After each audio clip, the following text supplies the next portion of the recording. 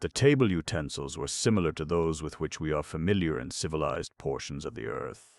There were hollowed instruments with which to dip or scoop, sharp ones with which to cut, and others with tines with which to impale. There was also a handled pusher, which I recommend to earthly hostesses. All these were of metal. While I ate, the three men conversed earnestly, one or another of them occasionally offering me more food. They seemed hospitable and courteous, and I felt that if they were typical of the inhabitants of Venus, I should find my life here a pleasant one. That it would not be a bed of roses, however, was attested by the weapons that the men constantly wore. One does not carry a sword and a dagger about with him unless he expects to have occasion to use them, except on dress parade. When I had finished my meal, two of the men escorted me from the room by a rear doorway, up a flight of circular stairs, and ushered me into a small chamber. The stairway and corridor were illuminated by a small lamp similar to that which hung in the room where I had eaten, and light from this lamp shone through the heavy wooden grating of the door into the room where I was now locked and where my captors left me to my own devices. Upon the floor was a soft mattress over which were spread coverings of a silky texture. It being very warm, I removed all of my clothing except my undershorts and lay down to sleep. I was tired after my arduous descent of the giant tree, and dozed almost immediately. I should have been asleep at once had I not been suddenly startled to wakefulness by a repetition of that hideous scream with which the beast that had pursued me through the tree had announced its rage and chagrin when I had eluded it. However, it was not long before I fell asleep, my dozing mind filled with a chaos of fragmentary recollections of my stupendous adventure. 4. To the house of the king. When I awoke, it was quite light in the room, and through a window I saw the foliage of trees, lavender and heliotrope and violet in the light of a new day. I arose and went to the window. I saw no sign of sunlight, yet a brightness equivalent to sunlight pervaded everything. The air was warm and sultry. Below me I could see sections of various causeways extending from tree to tree. On some of these I caught glimpses of people. All the men were naked, except for loincloths, nor did I wonder at their scant apparel, in the light of my experience of the temperatures on Venus. There were both men and women, and all the men were armed with swords and daggers, while the women carried daggers only. All those whom I saw seemed to be of the same age. There were neither children nor old people among them. All appeared comely. From my barred window I sought a glimpse of the ground, but as far down as I could see there was only the amazing foliage of the trees, lavender, heliotrope, and violet. And what trees! From my window I could see several enormous boughs, fully 200 feet in diameter. I had thought the tree I descended a giant, but compared with these it was only a sapling. As I stood contemplating the scene before me, there was a noise at the door behind me. Turning, I saw one of my captors entering the room. He greeted me with a few words which I could not understand, and a pleasant smile that I could. I returned his smile and said, "Good morning." He beckoned me to follow him from the room, but I made signs indicating that I wished to don my clothes first. I knew I should be hot and uncomfortable in them. I was aware that no one I had seen here wore any clothing, yet so powerful are the inhibitions of custom and habit that I shrank from doing the sensible thing and wearing only my undershorts. At first, when he realized what I wished to do, he motioned me to leave my clothes where they were and come with him as I was, but eventually he gave in with another of his pleasant smiles. He was a man of fine physique, a little shorter than I. By daylight, I could see that his skin was about that shade of brown that a heavy suntan imparts to people of my own race. His eyes were dark brown, his hair black. His appearance formed a marked contrast to my light skin, blue eyes, and blonde hair. When I had dressed, I followed him downstairs to a room adjoining the one I had first entered the previous night. Here the man's 2 companions and 2 women were seated at a table on which were a number of vessels containing food. As I entered the room, the women's eyes were turned upon me curiously. The men smiled and greeted me as had their fellow, and one of them motioned me to a chair. The women appraised me frankly but without boldness, and it was evident that they were discussing me freely between themselves and with the men. They were both uncommonly good-looking, their skins being a shade lighter than those of the men, while their eyes and hair were of about the same color as those of their male companions. Each wore a single garment of a silken material similar to that of which my bed-cover had been made, and in the form of a long sash, which was wrapped tightly around the body below the armpits, confining the breasts.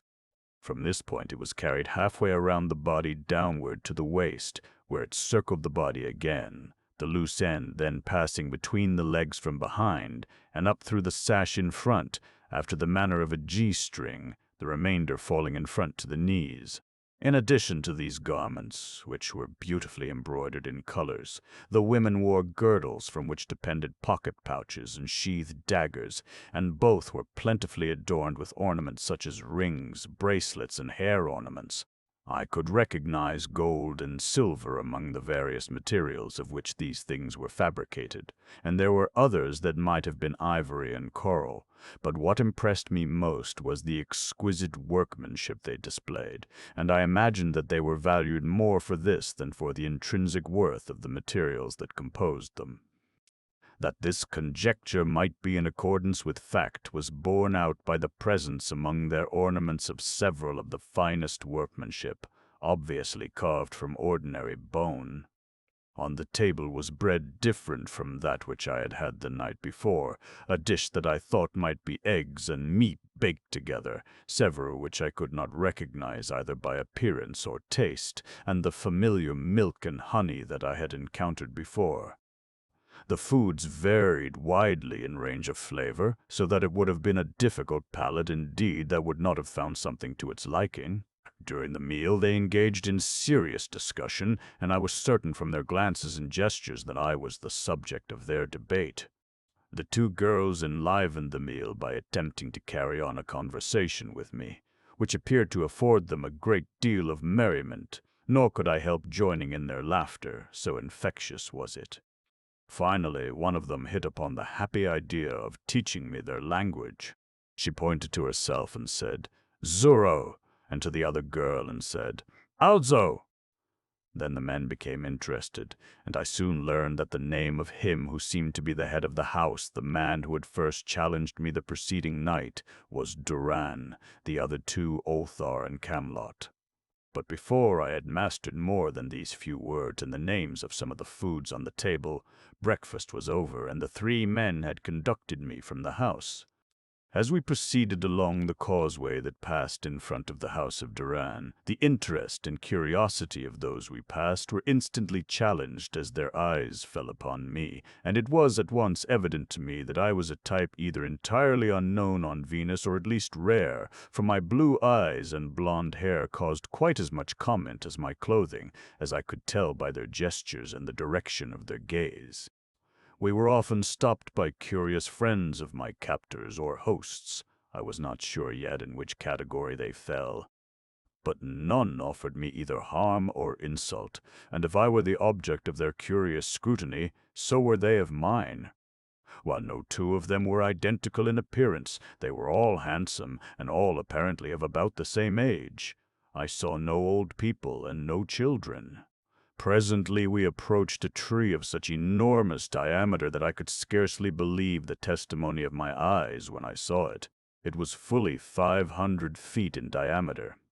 Stripped of branches for 100 feet above and below the causeway, its surface was dotted with windows and doors, and encircled by wide balconies or verandas.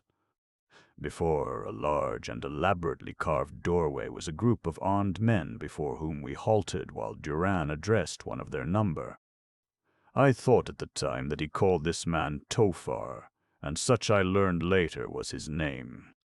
He wore a necklace from which depended a metal disc bearing a hieroglyphic in relief, otherwise he was not accoutred differently from his companions. As he and Duare conversed, he appraised me carefully from head to feet. Presently he and Duare passed through the doorway into the interior of the tree, while the others continued to examine me and question Camelot and Ulthar. While I waited there, I embraced the opportunity to study the elaborate carvings that surrounded the portal, forming a frame fully 5 feet wide. The motif appeared historical, and I could easily imagine that the various scenes depicted important events in the life of a dynasty or a nation. The workmanship was exquisite, and it required no stretch of the imagination to believe that each delicately carved face was the portrait of some dead or living celebrity.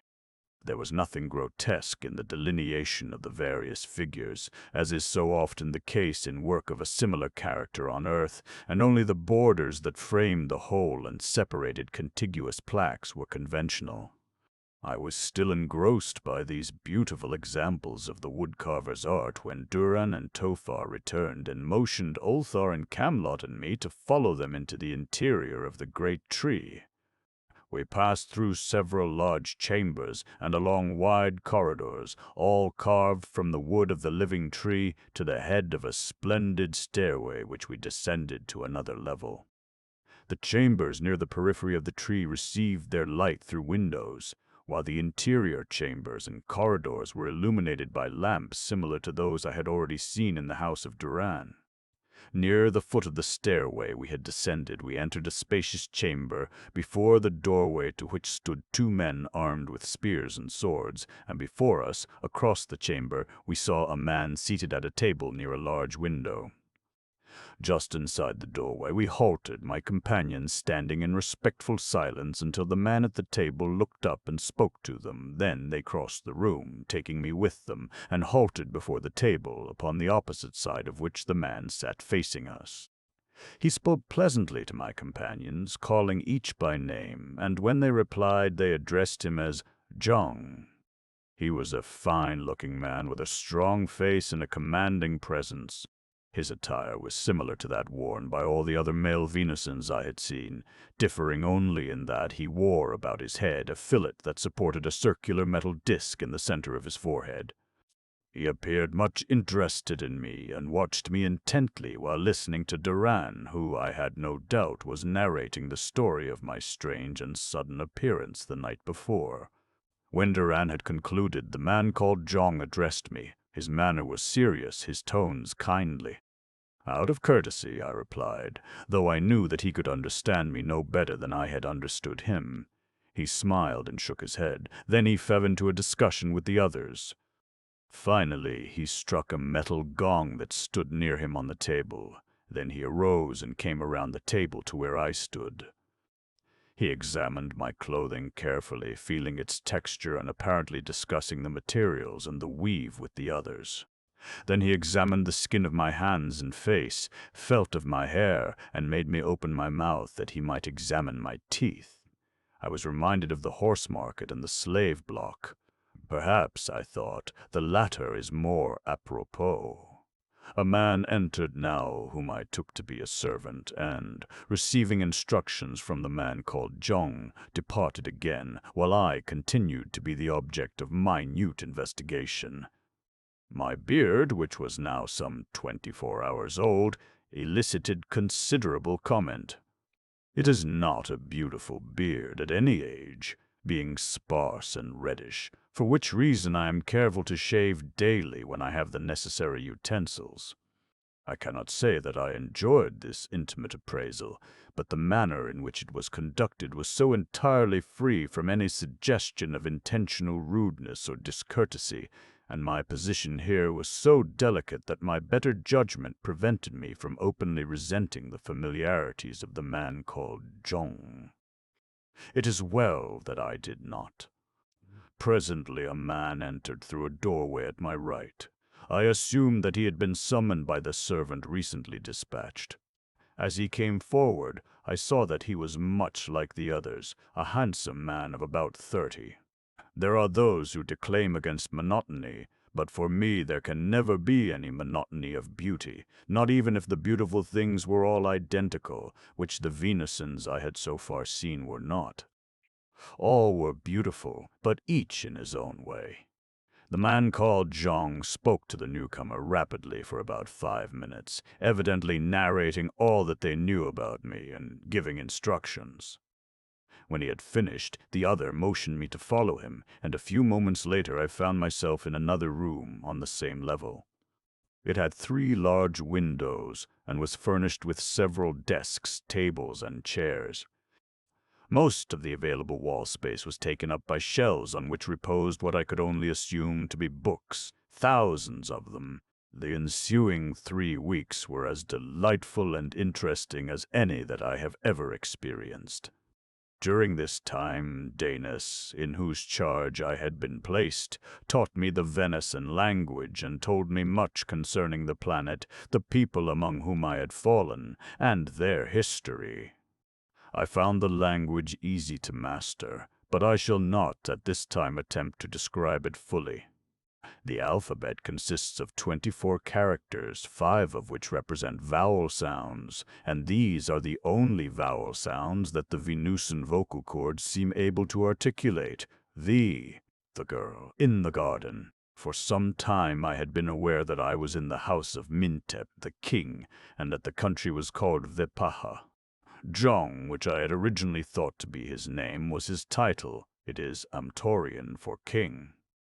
I learned that Duran was of the house of Zar, and that Ulthar and Camlot were his sons. Zuro, one of the women I had met there, was attached to Duran. The other, also, was attached to Ulthar. Camlot had no woman. I use the word attached partially because it is a reasonably close translation of the Amtorian word for the connection, and partially because no other word seems exactly to explain the relationship between these men and women. They were not married because the institution of marriage is unknown here. One could not say that they belonged to the men, because they were in no sense slaves or servants, nor had they been acquired by purchase or feat of arms.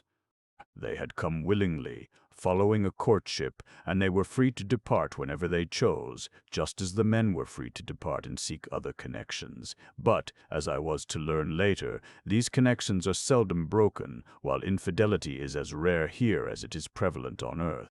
Each day I took exercise on the broad veranda that encircled the tree at the level upon which my apartment was located. At least, I assumed that it encircled the tree. But I did not know, as that portion assigned to me was but 100 feet long, a 15th part of the circumference of the great tree. At each end of my little segment was a fence. The section adjoining mine on the right appeared to be a garden, as it was a mass of flowers and shrubbery growing in soil that must have been brought up from that distant surface of the planet that I had as yet neither set foot upon nor seen. The section on my left extended in front of the quarters of several young officers attached to the household of the king. I call them young because Danis told me they were young, but they appear to be about the same age as all the other Amtorians I have seen. They were pleasant fellows, and after I learned to speak their language, we occasionally had friendly chats together. But in the section at my right I had never seen a human being, and then one day when Danis was absent and I was walking alone, I saw a girl among the flowers there. She did not see me, and I only caught the briefest glimpse of her, but there was something about her that made me want to see her again, and thereafter I rather neglected the young officers on my left. Though I haunted the end of my veranda next the garden for several days, I did not again see the girl during all that time. The place seemed utterly deserted until one day I saw the figure of a man among the shrubbery. He was moving with great caution, creeping stealthily, and presently behind him I saw another and another until I had counted 5 of them all together. They were similar to the Vepajans, yet there was a difference. They appeared coarser, more brutal than any of the men I had as yet seen, and in other ways they were dissimilar to Danis, Duran, Camlot, and my other Venusian acquaintances. There was something menacing and sinister, too, in their silent, stealthy movements. I wondered what they were doing there, and then I thought of the girl, and for some reason the conclusion was forced upon me that the presence of these men here had something to do with her, and that it boded her harm. Just in what way I could not even surmise, knowing so little of the people among whom fate had thrown me, but the impression was quite definite, and it excited me. Perhaps it rather overcame my better judgment, too, if my next act is an index to the matter. Without thought of the consequences, and in total ignorance of the identity of the men or the purpose for which they were in the garden, I vaulted the low fence and followed them.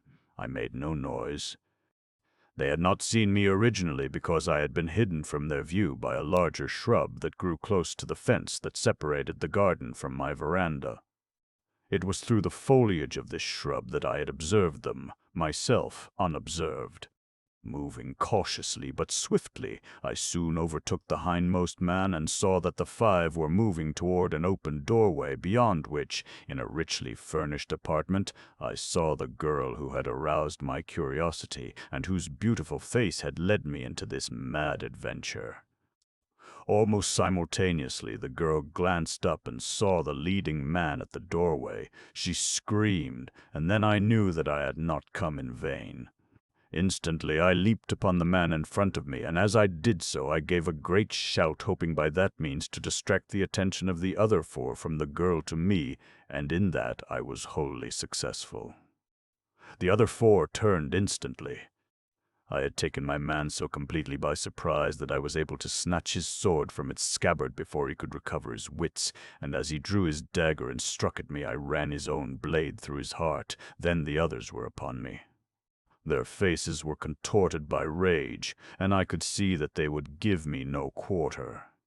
The narrow spaces between the shrubbery reduced the advantage which four men would ordinarily have had over a single antagonist, for they could attack me only singly. But I knew what the outcome must eventually be if help did not reach me, and as my only goal was to keep the men from the girl, I backed slowly toward the fence and my own veranda as I saw that all four of the men were following me. My shout and the girl's scream had attracted attention, and presently I heard men running in the apartment in which I had seen the girl, and her voice directing them toward the garden. I hoped they would come before the fellows had backed me against the wall, where I was confident that I must go down in defeat beneath four swords wielded by men more accustomed to them than I. I thanked the good fortune, however, that had led me to take up fencing seriously in Germany, for it was helping me now, though I could not long hold out against these men with the venison sword, which was a new weapon to me. I had reached the fence at last and was fighting with my back toward it. The fellow facing me was cutting viciously at me. I could hear the men coming from the apartment. Could I hold out? Then my opponent swung a terrific cut at my head, and instead of parrying it, I leaped to one side and simultaneously stepped in and cut at him. His own swing had carried him off balance, and, of course, his guard was down. My blade cut deep into his neck, severing his jugular. From behind him another man was rushing upon me. Relief was coming. The girl was safe. I could accomplish no more by remaining there and being cut to pieces, a fate I had only narrowly averted in the past few seconds. I hurled my sword, point first, at the oncoming venison, and as it tore into his breast, I turned and vaulted the fence into my own veranda. Then, as I looked back, I saw a dozen Vepajan warriors overwhelm the two remaining intruders, butchering them like cattle. There was no shouting and no sound other than the brief clash of swords as the two sought desperately but futilely to defend themselves. The Vepajans spoke no word. They seemed shocked and terrified, though their terror had most certainly not been the result of any fear of their late antagonists. There was something else which I did not understand, something mysterious in their manner, their silence, and their actions immediately following the encounter. Quickly they seized the bodies of the 5 strange warriors that had been killed, and carrying them to the outer garden wall, hurled them over into that bottomless abyss of the forest, the terrific depths of which my eyes had never been able to plumb. Then, in equal silence, they departed from the garden by the same path by which they had entered it. I realized that they had not seen me, and I knew that the girl had not. I wondered a little how they accounted for the deaths of the 3 men I had disposed of, but I never learned. The whole affair was a mystery to me and was only explained long after in the light of ensuing events. I thought that Danis might mention it and thus give me an opportunity to question him, but he never did, and something kept me from broaching the subject to him, modesty perhaps. In other respects, however, my curiosity concerning these people was insatiable, and I fear that I bored Danis to the verge of distraction with my incessant questioning, but I excused myself on the plea that I could only learn the language by speaking it and hearing it spoken, and Danis, that most delightful of men, insisted that it was not only a pleasure to inform me, but his duty as well, the Jong having requested him to inform me fully concerning the life, customs, and history of the Vepajans. One of the many things that puzzled me was why such an intelligent and cultured people should be living in trees, apparently without servants or slaves and with no intercourse, as far as I had been able to discover, with other peoples, so one evening I asked him. "It is a long story," replied Danis. "Much of it you will find in the histories here upon my shelves, but I can give you a brief outline that will at least answer your question. Hundreds of years ago, the kings of Vepaja ruled a great country. It was not this forest island where you now find us, but a broad empire that embraced 1,000 islands and extended from Strabol to Karbol. It included broad land masses and great oceans. It was graced by mighty cities and boasted a wealth and commerce unsurpassed through all the centuries before or since. The people of Vepaja in those days were numbered in the millions. There were millions of merchants and millions of wage earners and millions of slaves, and there was a smaller class of brain workers. This class included the learned professions of science, medicine, and law, of letters and the creative arts. The military leaders were selected from all classes. Over all was the hereditary Jong. The lines between the classes were neither definitely nor strictly drawn. A slave might become a free man. A free man might become anything he chose within the limits of his ability, short of Jong. In social intercourse, the 4 principal classes did not intermingle with each other, due to the fact that members of one class had little in common with members of the other classes, and not through any feeling of superiority or inferiority. When a member of a lower class had won by virtue of culture, learning, or genius to a position in a higher class, he was received upon an equal footing, and no thought was given to his antecedents. Vepaja was prosperous and happy, yet there were malcontents. These were the lazy and incompetent. Many of them were of the criminal class. They were envious of those who had won to positions which they were not mentally equipped to attain. Over a long period of time they were responsible for minor discord and dissension, but the people either paid no attention to them or laughed them down. Then they found a leader. He was a laborer named Thor, a man with a criminal record. This man founded a secret order known as Thorists and preached a gospel of class hatred called Thorism. By means of lying propaganda, he gained a large following, and as all his energies were directed against a single class, he had all the vast millions of the other 3 classes to draw from, though naturally he found few converts among the merchants and employers, which also included the agrarian class.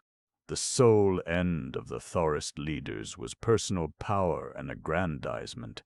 Their aims were wholly selfish, yet, because they worked solely among the ignorant masses, they had little difficulty in deceiving their dupes, who finally rose under their false leaders in a bloody revolution that sounded the doom of the civilization and advancement of a world. Their purpose was the absolute destruction of the cultured class. Those of the other classes who opposed them were to be subjugated or destroyed. The Jong and his family were to be killed. These things accomplished, the people would enjoy absolute freedom. There would be no masters, no taxes, no laws. They succeeded in killing most of us and a large proportion of the merchant class. Then the people discovered what the agitators already knew, that someone must rule, and the leaders of Thorism were ready to take over the reins of government. The people had exchanged the beneficent rule of an experienced and cultured class for that of greedy incompetents and theorists. Now they are all reduced to virtual slavery. An army of spies watches over them, and an army of warriors keeps them from turning against their masters. They are miserable, helpless, and hopeless. Those of us who escaped with our jongs sought out this distant, uninhabited island. Here we constructed tree cities, such as this, far above the ground from which they cannot be seen. We brought our culture with us and little else, but our wants are few, and we are happy. We would not return to the old system if we might. We have learned our lesson, that a people divided amongst themselves cannot be happy. Where there are even slight class distinctions, there are envy and jealousy. Here there are none. We are all of the same class. We have no servants. Whatever there is to do, we do better than servants ever did it. Even those who serve the Jong are not servants in the sense that they are menials, for their positions are considered posts of honor, and the greatest among us take turns in filling them. But I still do not understand why you choose to live in trees far above the ground, I said. For years the Thorists hunted us down to kill us, he explained, and we were forced to live in hidden, inaccessible places. This type of city was the solution of our problem. The Thorists still hunt us, and there are still occasional raids, but now they are for a very different purpose. Instead of wishing to kill us, they now wish to capture as many of us as they can. Having killed or driven away the brains of the nation, their civilization has deteriorated. Disease is making frightful inroads upon them which they are unable to check. Old age has reappeared and is taking its toll, so they seek to capture the brains and the skill and the knowledge which they have been unable to produce and which we alone possess. Old age is reappearing. What do you mean? I asked. Have you not noticed that there are no signs of old age among us? He inquired. Yes, of course, I replied, nor any children. I have often meant to ask you for an explanation. These are not natural phenomena, he assured me. They are the crowning achievements of medical science. 1,000 years ago, the serum of longevity was perfected. It is injected every 2 years and not only provides immunity from all diseases, but ensures the complete restoration of all wasted tissue. But even in good there is evil. As none grew old and none died, except those who met with violent death, we were faced with the grave dangers of overpopulation. To combat this, birth control became obligatory. Children are permitted now only in sufficient numbers to replace actual losses in population. If a member of a house is killed, a woman of that house is permitted to bear a child if she can, but after generations of childlessness, there is a constantly decreasing number of women who are capable of bearing children. This situation we have met by anticipating it. Statistics compiled over a period of 1,000 years indicate the average death rate expectancy per 1,000 people. They have also demonstrated that only 50% of our women are capable of bearing children. Therefore, 50% of the required children are permitted yearly to those who wish them, in the order in which their applications are filed. I have not seen a child since I arrived in Amtor, I told him. There are children here, he replied, but of course not many. And no old people, I mused. Could you administer that serum to me, Danis? He smiled. With Mintep's permission, which I imagine will not be difficult to obtain. Come, he added. I'll take some blood tests now to determine the type and attenuation of serum best adapted to your requirements. He motioned me into his laboratory. When he had completed the tests, which he accomplished with ease and rapidity, he was shocked by the variety and nature of malignant bacteria they revealed. "You are a menace to the continued existence of human life on Amtor," he exclaimed with a laugh. "I am considered a very healthy man in my own world," I assured him. "How old are you?" he asked. 27. You would not be so healthy 200 years from now if all those bacteria were permitted to have their way with you. How old might I live to be if they were eradicated? I asked. He shrugged. We do not know. The serum was perfected 1,000 years ago. There are people among us today who were of the first to receive injections. I am over 500 years old. Mintep is 700. We believe that barring accidents we shall live forever, but, of course, we do not know. Theoretically, we should. He was called away at this juncture, and I went out on the veranda to take my exercise, of which I have found that I require a great deal, having always been athletically inclined.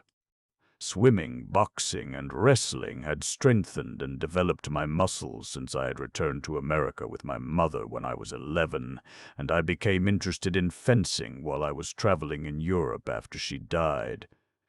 During my college days, I was amateur middleweight boxer of California, and I captured several medals for distance swimming, so the enforced inactivity of the past 2 months had galled me considerably.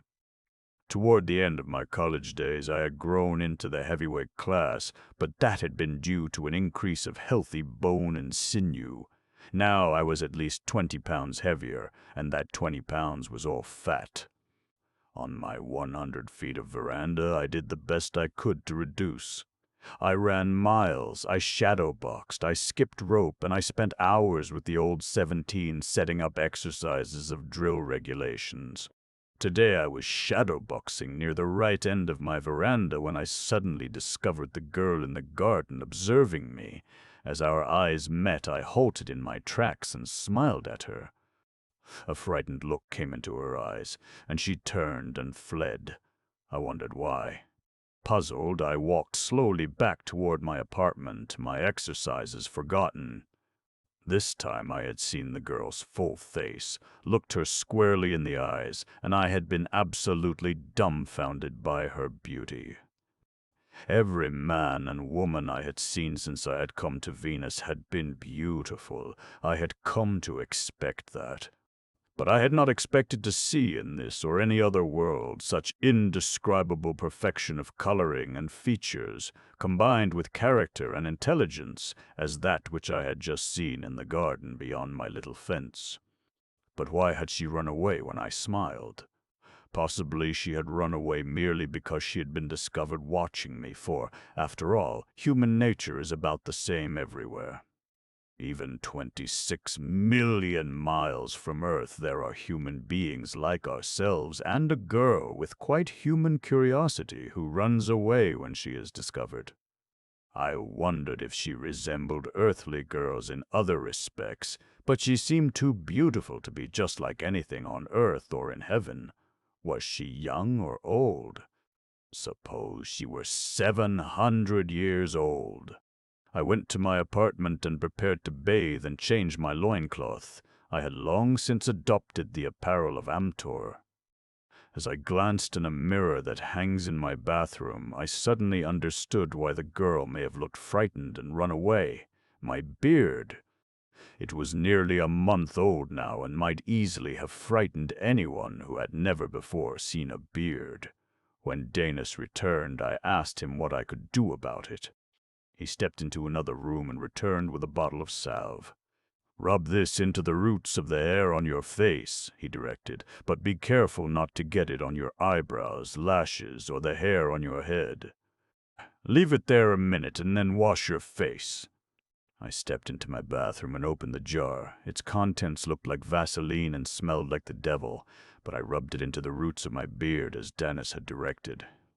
When I washed my face a moment later, my beard came off, leaving my face smooth and hairless. I hurried back to the room where I had left Danis. "You are quite handsome after all," he remarked.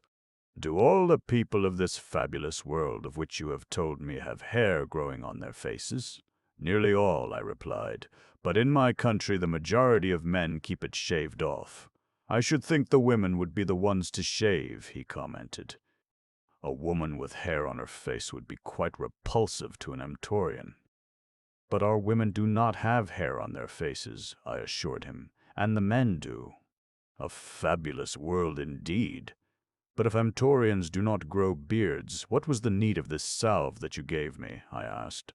It was perfected as an aid to surgery, he explained. In treating scalp wounds and in craniectomies, it is necessary to remove the hair from about the wound. This unguent serves the purpose better than shaving and also retards the growth of new hair for a longer time. But the hair will grow out again, I asked. Yes, if you do not apply the unguent too frequently, he replied. How frequently? I demanded. Use it every day for 6 days, and the hair will never again grow on your face. We used to use it on the heads of confirmed criminals. Whenever one saw a bald-headed man or a man wearing a wig, he watched his valuables. In my country, when one sees a bald-headed man, I said, he watches his girls. And that reminds me, I have seen a beautiful girl in a garden just to the right of us here. Who is she? She is one whom you are not supposed to see, he replied. Were I you, I should not again mention the fact that you have seen her. Did she see you? She saw me, I replied. What did she do? His tone was serious. She appeared frightened and ran. Perhaps you had best keep away from that end of the veranda, he suggested. There was that in his manner which precluded questions, and I did not pursue the subject further. Here was a mystery, the first suggestion of mystery that I had encountered in the life of the Paja, and naturally it piqued my curiosity. Why should I not look at the girl? I had looked at other women without incurring displeasure. Was it only this particular girl upon whom I must not look, or were there other girls equally sacrosanct? It occurred to me that she might be a priestess of some holy order, but I was forced to discard that theory because of my belief that these people had no religion, at least none that I could discover in my talks with Danis. I had attempted to describe some of our earthly religious beliefs to him, but he simply could not perceive either their purpose or meaning any more than he could visualize the solar system of the universe. Having once seen the girl, I was anxious to see her again, and now that the thing was proscribed, I was infinitely more desirous than ever to look upon her divine loveliness and to speak with her. I had not promised Danis that I would heed his suggestions, for I was determined to ignore them should the opportunity arise. I was commencing to tire of the virtual imprisonment that had been my lot ever since my advent upon Amtor, for even a kindly jailer and a benign prison regime are not satisfactory substitutes for freedom. I had asked Danis what my status was and what they planned for me in the future, but he had evaded a more direct answer by saying that I was the guest of Mintep, the Jong, and that my future would be a matter of discussion when Mintep granted me an audience. Suddenly now I felt more than before the restrictions of my situation, and they galled me. I had committed no crime. I was a peaceful visitor to Vipaja. I had neither the desire nor the power to harm anyone. These considerations decided me. I determined to force the issue. A few minutes ago I had been contented with my lot, willing to wait the pleasure of my hosts. Now I was discontented. What had induced this sudden change? Could it be the mysterious alchemy of personality that had transmuted the lead of lethargy to the gold of ambitious desire? Had the aura of a vision of feminine loveliness thus instantly reversed my outlook upon life? I turned toward Danis. You have been very kind to me, I said, and my days here have been happy, but I am of a race of people who desire freedom above all things. As I have explained to you, I am here through no intentional fault of my own. But I am here, and being here, I expect the same treatment that would be accorded you were you to visit my country under similar circumstances. "And what treatment would that be?" he asked. "The right to life, liberty, and the pursuit of happiness." "Freedom," I explained. I did not think it necessary to mention chambers of commerce dinners, Rotary and Kiwanis luncheons, triumphal parades and ticker tape, keys to cities, press representatives and photographers, nor newsreel cameramen, the price that he would undoubtedly have had to pay for life, liberty, and the pursuit of happiness. "But, my dear friend, one would think from your words that you are a prisoner here," he exclaimed. "I am, Danis," I replied, "and none knows it better than you." He shrugged. "I am sorry that you feel that way about it, Carson." "How much longer is it going to last?" I demanded. "The Jong is the Jong," he replied. "He will send for you in his own time. Until then, let us continue the friendly relations that have marked our association up to now." "I hope they will never be changed, Danis," I told him, "but you may tell Mintep, if you will, that I cannot accept his hospitality much longer. If he does not send for me soon, I shall leave on my own accord." "Do not attempt that, my friend," he warned me. "And why not? You would not live to take a dozen steps from the apartments that have been assigned you," he assured me seriously. "Who would stop me?" "There are warriors posted in the corridors," he explained. "They have their orders from the Jong." "And yet I am not a prisoner," I exclaimed with a bitter laugh. "I am sorry that you raised the question," he said, "as otherwise you might never have known. Here indeed was the iron hand in the velvet glove. I hoped it was not wielded by a wolf in sheep's clothing. My position was not an enviable one. Even had I the means to escape, there was no place that I could go. But I did not want to leave Vepaja. I had seen the girl in the garden."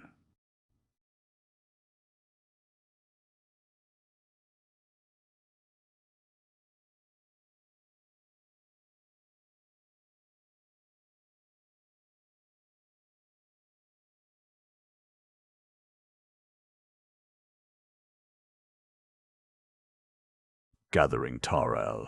A week passed, a week during which I permanently discarded my reddish whiskers and received an injection of the longevity serum. The latter event suggested that possibly Mintep would eventually liberate me, for why bestow immortality upon a potential enemy who is one's prisoner? But then I knew that the serum did not confer absolute immortality. Mintep could have me destroyed if he wished, by which thought was suggested the possibility that the serum had been administered for the purpose of lulling me into a sense of security which I did not, in reality, enjoy. I was becoming suspicious. While Danis was injecting the serum, I asked him if there were many doctors in Vipaha. "Not so many in proportion to the population as there were 1,000 years ago," he replied. "All the people are now trained in the care of their bodies and taught the essentials of health and longevity. Even without the serums we use to maintain resistance to disease constantly in the human body, our people would live to great ages. Sanitation, diet, and exercise can accomplish wonders by themselves. But we must have some doctors. Their numbers are limited now to about 1 to each 5,000 citizens, and in addition to administering the serum, the doctors attend those who are injured by the accidents of daily life, in the hunt, and in duels and war. Formerly there were many more doctors than could eke out an honest living, but now there are various agencies that restrict their numbers. Not only is there a law restricting these, but the 10 years of study required, the long apprenticeship thereafter, and the difficult examinations that must be passed have all tended to reduce the numbers who seek to follow this profession. But another factor probably achieved more than all else to rapidly reduce the great number of doctors that threatened the continuance of human life on Amtor in the past. This was a regulation that compelled every physician and surgeon to file a complete history of each of his cases with the chief medical officer of his district. From diagnosis to complete recovery or death, each detail of the handling of each case had to be recorded and placed on record for the public to consult.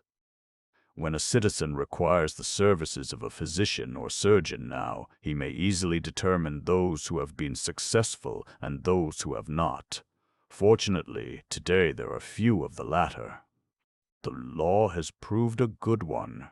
This was interesting, for I had had experience with physicians and surgeons on Earth. How many doctors survived the operation of this new law? I asked. About 2%, he replied. There must have been a larger proportion of good doctors on Amtor than on Earth, I commented. Time hung heavily upon my hands. I read a great deal, but an active young man cannot satisfy all his varied life interests with books alone. And then there was the garden at my right. I had been advised to avoid that end of my veranda, but I did not, at least not when Danis was absent. When he was away, I haunted that end of the veranda, but it seemed deserted. And then one day I caught a glimpse of her. She was watching me from behind a flowering shrub. I was close to the fence that separated my runway from her garden. It was not a high fence, perhaps slightly under 5 feet. She did not run this time, but stood looking straight at me, possibly thinking that I could not see her because of the intervening foliage. I could not see her plainly enough, that is true, and, God, how I wanted to see her. What is that inexplicable, subtle attraction that some woman holds for every man? For some men there is only one woman in the world who exercises this influence upon him, or perhaps if there are more, the others do not cross his path. For other men there are several, for some none.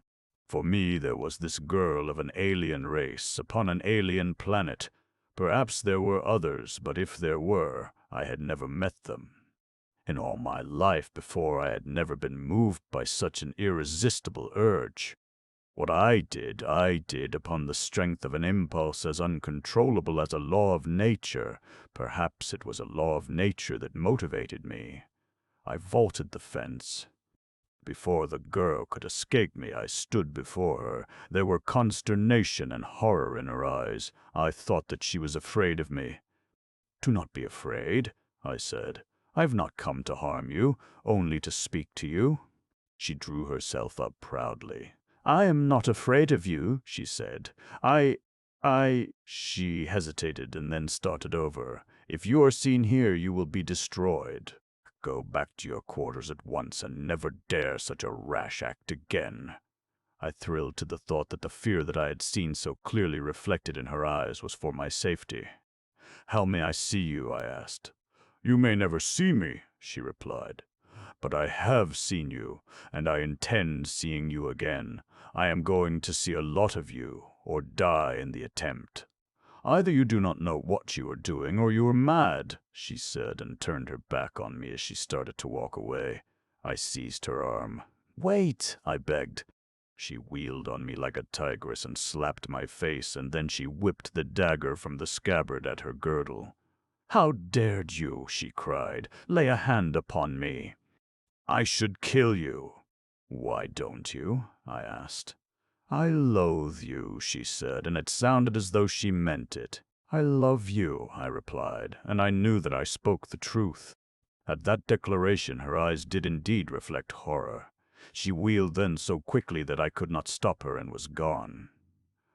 I stood for a moment debating whether I should follow her or not, and then a modicum of reason intervened to save me from such an asininity. An instant later I had vaulted the fence again. I did not know whether anyone had seen me or not, and I did not care. When Danis returned a short time later, he told me that Mintep had sent him for me. I wondered if the summons was in any way related to my adventure in the garden at the right, but I did not inquire. If it were, I should know in due time. The attitude of Danis was unchanged, but that no longer reassured me. I was beginning to suspect that the Amtorians were masters of dissimulation. 2 young officers from the quarters adjoining mine accompanied us to the chamber where the Jong was to question me. Whether or not they were acting as an escort to prevent my escape, I could not tell. They chatted pleasantly with me during the short walk along the corridor and up the staircase to the level above, but then the guards usually chat pleasantly with the condemned man, if he feels like chatting. They accompanied me into the room where the Jung sat. This time he was not alone. There were a number of men gathered about him, and among these I recognized Duare, Ulthar, and Camelot. For some reason the assemblage reminded me of a grand jury, and I could not help but wonder if they were going to return a true bill. I bowed to the Jung, who greeted me quite pleasantly enough, and smiled and nodded to the three men in whose home I had spent my first night on Venus. Mintep looked me over in silence for a moment or two. When he had seen me before, I had been dressed in my earthly clothes. Now I was garbed or ungarbed like a Vepajan. "Your skin is not as light in color as I thought it," he commented. "Exposure to light on the veranda has darkened it," I replied. I could not say sunlight because they have no word for sun, of the existence of which they do not dream. However, such was the case, the ultraviolet rays of sunlight having penetrated the cloud envelope surrounding the planet and tanned my body quite as effectively as would exposure to the direct rays of the sun have done. "You have been quite happy here, I trust," he said. "I have been treated with kindness and consideration," I replied, "and have been quite as happy as any prisoner could reasonably be expected to be." The shadow of a smile touched his lips. "You are candid," he commented. "Candor is a characteristic of the country from which I come," I replied. "However, I do not like the word prisoner," he said. "Neither do I, Jung, but I like the truth. I have been a prisoner, and I have been awaiting this opportunity to ask you why I am a prisoner and to demand my freedom." He raised his eyebrows. Then he smiled quite openly. "I think that I am going to like you," he said. "You are honest and you are courageous, or I am no judge of men." I inclined my head in acknowledgment of the compliment. I had not expected that he would receive my blunt demand in a spirit of such generous understanding, but I was not entirely relieved, for experience had taught me that these people could be very suave while being most uncompromising. "There are some things that I wish to tell you, and some questions that I wish to ask you," he continued. "We are still beset by our enemies, who yet send occasional raiding parties against us, who upon numerous occasions have sought to introduce their spies among us. We have three things that they require if they are not to suffer extinction: scientific knowledge and the brains and experience to apply it. Therefore they go to any lengths to abduct our men, whom they purpose holding in slavery and forcing to apply the knowledge that they themselves do not have. They also abduct our women in the hope of breeding children of greater mentality than those which are now born to them. The story that you told of crossing millions of miles of space from another world is, of course, preposterous and naturally aroused our suspicions. We saw in you another Thorist spy, cleverly disguised. For this reason you have been under the careful and intelligent observation of Danis for many days. He reports that there is no doubt but that you were totally ignorant of the Amtorian language when you came among us, and as this is the only language spoken by any of the known races of the world, we have come to the conclusion that your story may be, in part, true. The fact that your skin, hair, and eyes differ in color from those of any known race is further substantiation of this conclusion. Therefore, we are willing to admit that you are not a Thorist, but the questions remain: who are you, and from whence came you? I have told only the truth, I replied. I have nothing to add other than to suggest that you carefully consider the fact that the cloud masses surrounding Amtor completely obscure your view and therefore your knowledge of what lies beyond. He shook his head.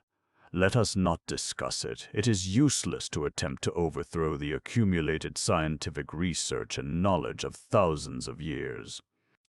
We are willing to accept you as of another race, perhaps, as was suggested by the clothing you wore upon your arrival from cold and dreary Karbal. You are free to come and go as you please. If you remain, you must abide by the laws and customs of Vepaha, and you must become self-supporting. What can you do? I doubt that I can compete with Vepajans at their own trades or professions, I admitted, but I can learn something if I am given time. Perhaps we can find someone who will undertake your training, said the Jong, and in the meantime you may remain in my house, assisting Danis. We will take him into our house and train him, spoke up Duran, if he cares to help us collect Terrell and hunt. Terrell is the strong, silky fiber from which their cloth and cordage are made. I imagined that collecting it would be tame and monotonous work, but the idea of hunting appealed to me. In no event, however, could I ignore Duran's well-meant invitation, as I did not wish to offend him, and, furthermore, anything would be acceptable that would provide the means whereby I might become self-supporting. I therefore accepted his offer, and, the audience being concluded, I bid good-bye to Danis, who invited me to visit him often, and withdrew with Duran, Olthar, and Camlot. As no mention had been made of the subject, I concluded that no one had witnessed my encounter with the girl in the garden, who was still uppermost in my thoughts and the principal cause of my regret that I was to leave the house of the Jong. Once more I was established in the house of Duran, but this time in a larger and more comfortable room. Camlot took charge of me. He was the younger of the brothers, a quiet, reserved man with the muscular development of a trained athlete. After he had shown me my room, he took me to another apartment, a miniature armory, in which were many spears, swords, daggers, bows, shields, and almost countless arrows. Before a window was a long bench with racks in which were tools of various descriptions. Above the bench were shelves upon which were stacked the raw materials for the manufacture of bows, arrows, and spear shafts. Near the bench were a forge and anvil, and there were sheets and rods and ingots of metal stored nearby. "Have you ever used a sword?" he asked as he selected one for me. "Yes, but for exercise only," I replied. "In my country we have perfected weapons that render a sword useless in combat." He asked me about these weapons and was much interested in my description of earthly firearms. "We have a similar weapon on Amtor," he said. "We of Vepaja do not possess them, because the sole supply of the material with which they are charged lies in the heart of the Thorist country. When the weapons are made, they are charged with an element that emits a ray of extremely short wavelength that is destructive of animal tissue, but the element only emits these rays when exposed to the radiation of another rare element. There are several metals that are impervious to these rays. Those shields that you see hanging on the walls, the ones that are metal-covered, are ample protection from them. A small shutter of similar metal is used in the weapon to separate the two elements. When this shutter is raised and one element is exposed to the emanations of the other, the destructive R-ray is released and passes along the bore of the weapon toward the target at which the latter has been aimed. My people invented and perfected this weapon," he added ruefully, "and now it has been turned against us. But we get along very well with what we have, as long as we remain in our trees. In addition to a sword and dagger, you will need a bow, arrows, and a spear," and as he enumerated them, he selected the various articles for me, the last of which was really a short, heavy javelin. A swiveled ring was attached to the end of the shaft of this weapon, and attached to the ring was a long, slender cord with a hand loop at its extremity. This cord, which was no heavier than ordinary wrapping twine, Camlot coiled in a peculiar way and tucked into a small opening in the side of the shaft. "What is the purpose of that cord?" I asked, examining the weapon. "We hunt high in the trees," he replied, "and if it were not for the cord, we should lose many spears." "But that cord is not heavy enough for that, is it?" I asked. "It is of Terrell," he replied, "and could support the weight of 10 men. You will learn much of the properties and value of Terrell before you have been with us long." Tomorrow we shall go out together and gather some. It has been rather scarce of late. At the evening meal that day I met Zoro and Alzo again, and they were most gracious to me. In the evening they all joined in teaching me the favorite Vepajan game, Torque, which is played with pieces that are much like those used in mahjong and bears a startling resemblance to poker. I slept well that night in my new quarters, and when daylight broke I arose, for Camelot had warned me that we should start early upon our expedition. I cannot say that I looked forward with any considerable degree of enthusiasm to spending the day gathering Tarell. The climate of Vepaja is warm and sultry, and I pictured the adventures being about as monotonous and disagreeable as picking cotton in Imperial Valley. After a light breakfast, which I helped Camelot to prepare, he told me to get my weapons. "You should always wear your sword and dagger," he added. "Even in the house?" I asked.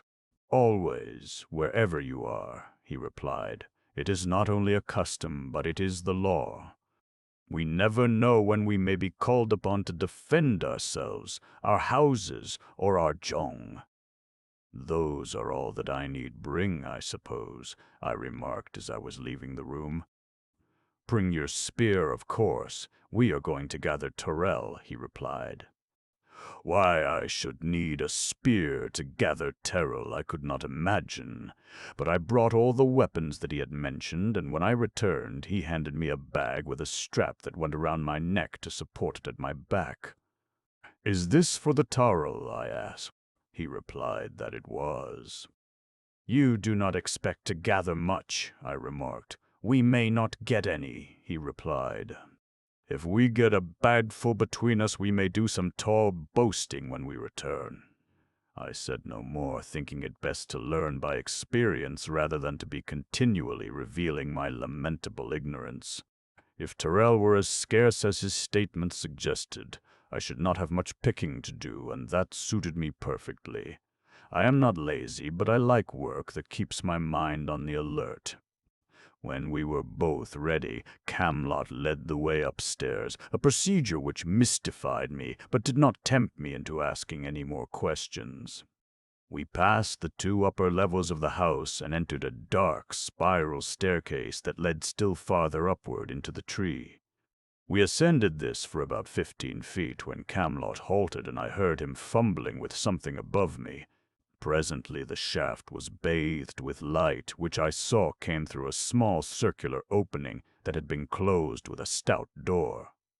Through this opening Camelot crawled, and I followed him to find myself on a limb of the tree. My companion closed and locked the door using a small key. I now saw that the door was covered on the outside with bark, so that when it was closed it would have been difficult for anyone to have detected it. With almost monkey-like agility, Camelot ascended, while I, resembling anything but a monkey in this respect, followed, thankful for the lesser gravitational pull of Venus, however little less than that of Earth it might be, for I am not naturally arboreal. After ascending about 100 feet, Camelot crossed to an adjacent tree, the branches of which interlocked with those of the one we had been ascending, and again the upward climb commenced. Occasionally the Vepajan stopped to listen as we passed from tree to tree or clambered to higher levels. After we had traveled for an hour or more, he stopped again and waited until I had overtaken him. A finger on his lips enjoined me to silence. "Terrell," he whispered, pointing through the foliage in the direction of an adjacent tree. I wondered why he had to whisper it, as my eyes followed the direction of his index finger. 20 feet away I saw what appeared to be a huge spiderweb, partially concealed by the intervening foliage. "Be ready with your spear," whispered Camelot. "Put your hand through the loop." "Follow me, but not too closely. You may need room to cast your spear. Do you see him?" "No," I admitted. I saw nothing but the suggestion of a spiderweb. What else I was supposed to see, I did not know. "Neither do I, but he may be hiding. Look up occasionally so that he can't take you by surprise from above." This was more exciting than picking cotton in Imperial Valley, though as yet I did not know just what there was to be excited about. Camelot did not appear excited. He was very cool, but he was cautious. Slowly he crept toward the great web, his javelin ready in his hand, and I followed. When we were in full sight of it, we saw that it was empty. Camelot drew his dagger. "Start cutting it away," he said. "Cut close to the branches and follow the web around. I will cut in the other direction until we meet. Be careful that you do not get enmeshed in it, especially if he happens to return." "Can't we go around it?" I asked. Camelot looked puzzled. "Why should we go around it?" he demanded, a little shortly, I thought. "To get the Terrell," I replied. "What do you suppose this is?" he demanded. "A spider's web. It is Tarl." I subsided.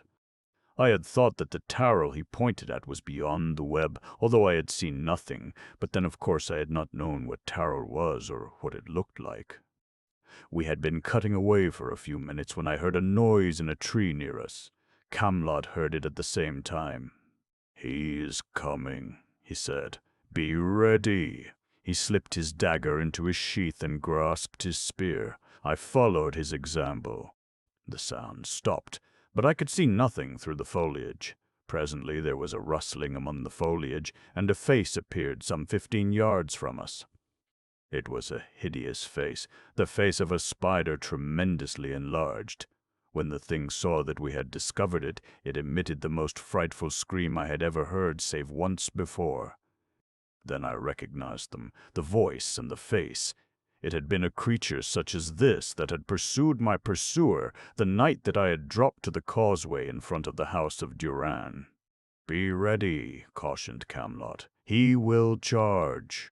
The words had scarcely crossed the lips of the Vepajan when the hideous creature rushed toward us. Its body and legs were covered with long black hair, and there was a yellow spot the size of a saucer above each eye. It screamed horribly as it came, as though to paralyze us with terror. Camelot's spear hand flew back and forward, and the heavy javelin, rushing to meet the maddened creature, buried itself deeply in the repulsive carcass, but it did not stop the charge. The creature was making straight for Camelot as I hurled my javelin, which struck it in the side, but even this did not stop it, and to my horror I saw it seize my companion as he fell back upon the great limb upon which he had stood, with the spider on top of him. The footing was secure enough for Camelot and the spider, for they were both accustomed to it, but to me it seemed very precarious. Of course the tree limbs were enormous, and often the branches were laced together, yet I felt anything but secure. However, I had no time to think of that now. If not already dead, Camelot was being killed. Drawing my sword, I leaped to the side of the huge arachnid and struck viciously at its head, whereupon it abandoned Camelot and turned upon me, but it was badly wounded now and moved with difficulty. As I struck at that hideous face, I was horrified to see that Camelot lay as though dead. He did not move, but I had only time for that single brief glance. If I were not careful, I, too, should soon be dead. The thing confronting me seemed endowed with unsappable vitality. It was oozing sticky blood from several wounds, at least 2 of which I thought should have been almost instantly lethal. Yet still it struggled to reach me with the powerful claws that terminated its forelegs, that it might draw me to those hideous jaws. The Vepajan blade is a keen, 2-edged affair, a little wider and thicker near the point than at the haft, and, while not well balanced to my way of thinking, is a deadly cutting weapon. I found it so when I severed it with a single blow. At this the creature screamed more horribly than ever, and with its last remaining vitality sprang upon me as you have seen spiders spring upon their prey. I cut at it again as I stepped back, and then thrust my point directly into that hideous visage as the weight of the creature overbore me and I went down beneath it. As it crashed upon me, my body toppled from the great branch upon which I had been standing, and I felt myself falling. Fortunately, the interlacing, smaller branches gave me some support. I caught at them and checked my fall, bringing up upon a broad, flat limb 10 or 15 feet below. I had clung to my sword and, being unhurt, clambered back as quickly as I could to save Camelot from further attack, but he needed no protection. The great Targo, as the creature is called, was dead. Dead also was Camelot. I could find no pulse nor detect any beating of the heart. My own sank within my breast. I had lost a friend, I who had so few here, and I was as utterly lost as one may be. I knew that I could not retrace our steps to the Vepajan city, even though my life depended upon my ability to do so, as it doubtless did. I could descend, but whether I was still over the city or not I did not know. I doubted it. So this was gathering Tarl. This was the occupation that I had feared would bore me with its monotony. 7 B.Y. Camelot's grave. Having set out to gather Tarl, I finished the work that Camelot and I had nearly completed when the Targo attacked us. If I succeeded in finding the city, I should at least bring something to show for our efforts. But what about Camelot? The idea of leaving the body here was repugnant to me. Even in the brief association I had had with the man, I had come to like him and to look upon him as my friend. His people had befriended me. The least that I could do would be to take his body back to them. I realized, of course, that that was going to be something of a job, but it must be done. Fortunately, I am extraordinarily muscular, and then, too, the gravitational pull of Venus favored me more than would that of Earth, giving me an advantage of over 20 pounds in the dead weight I should have to carry, and even a little better than that in the amount of my own live weight, for I am heavier than Camelot. With less difficulty than I had anticipated, I succeeded in getting Camelot's body onto my back and trussed there with the cord attached to his javelin. I had previously strapped his weapons to him with strands of the tarl that half filled my bag, for, being unfamiliar with all the customs of the country, I did not know precisely what would be expected of me in an emergency of this nature, and preferred to be on the safe side. The experiences of the next 10 or 12 hours are a nightmare that I should like to forget. Contact with the dead and naked body of my companion was sufficiently gruesome, but the sense of utter bewilderment and futility in this strange world was even more depressing. As the hours passed, during which I constantly descended, except for brief rests, the weight of the corpse seemed to increase. In life, Camelot would have weighed about 180 pounds on Earth, nearly 160 on Venus, but by the time darkness enveloped the gloomy forest, I could have sworn that he weighed a ton. So fatigued was I that I had to move very slowly, testing each new hand and foothold before trusting my tired muscles to support the burden they were carrying, for a weak hold or a misstep would have plunged me into eternity. Death was ever at my elbow. It seemed to me that I descended thousands of feet, and yet I had seen no sign of the city. Several times I heard creatures moving through the trees at a distance, and twice I heard the hideous scream of a targo. Should one of these monstrous spiders attack me? Well, I tried not to think about that.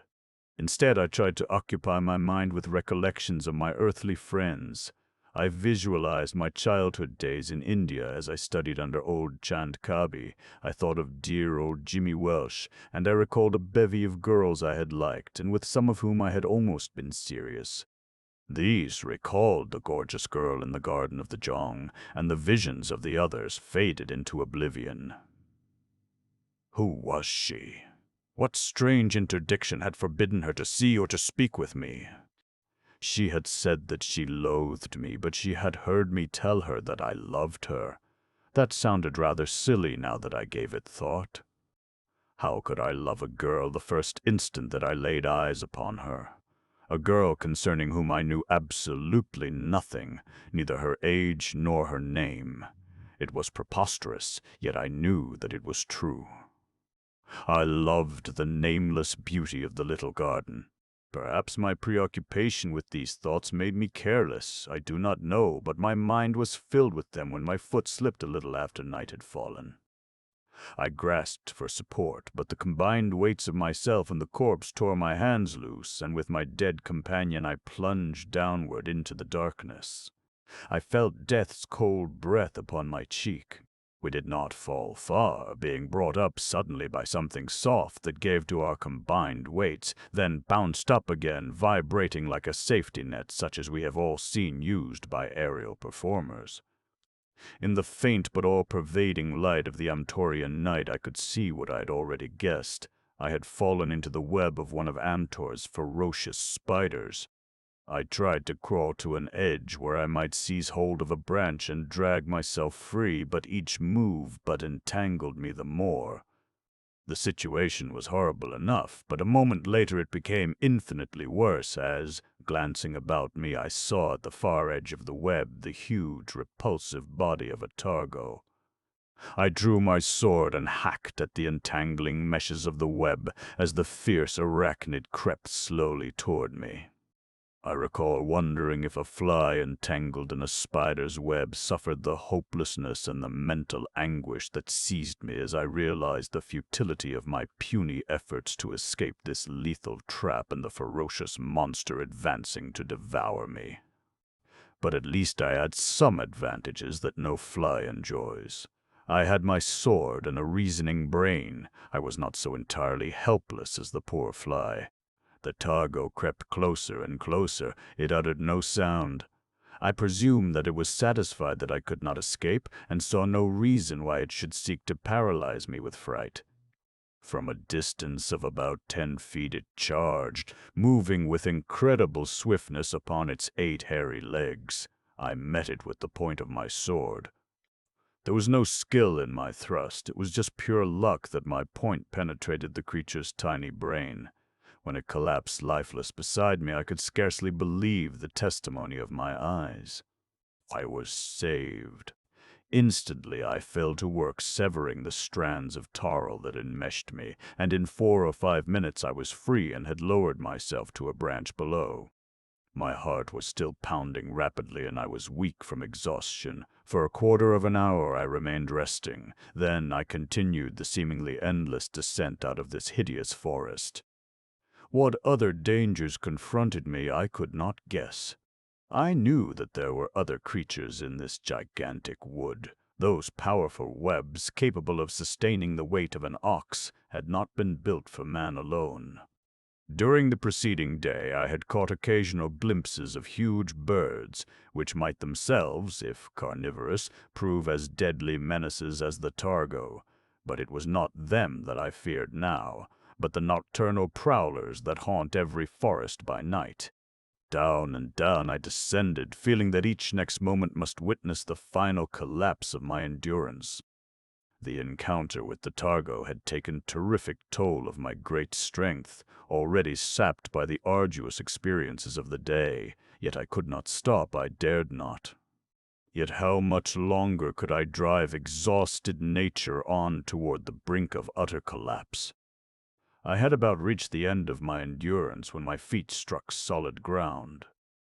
At first I could not believe the truth, but glancing down and about me I saw that I had indeed reached the floor of the forest. After a month on Venus I had at last placed foot upon her surface. I could see little or nothing, just the enormous boles of great trees in whatever direction I looked. Beneath my feet lay a thick matting of fallen leaves, turned white in death. I cut the cords that bound the corpse of Camelot to my back and lowered my poor comrade to the ground. Then I threw myself down beside him and was asleep almost immediately.